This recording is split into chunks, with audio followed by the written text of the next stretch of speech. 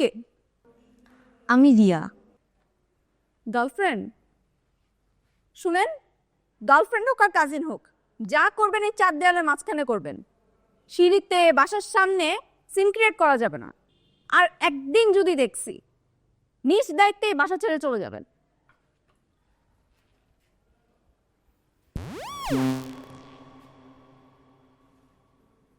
তুমি এখানে কি করো? আসো ভিতরে এসো।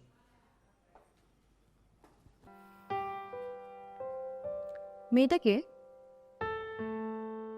বাড়িওয়ালার মেয়ে, বজ্জাত বেটি। জন্মের পর আঙ্কেল হয়তো মুখে মধু দেয় নাকি। শোনো না, যা হয়েছে তার জন্য আমি খুব সরি।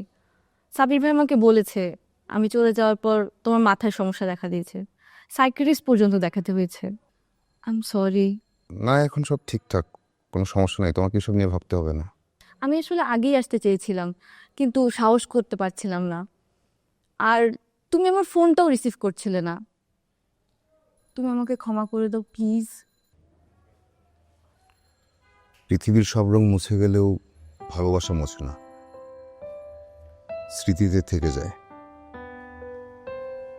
তুমি না হয় স্মৃতিতেই থেকে যাও, তাই ভালো।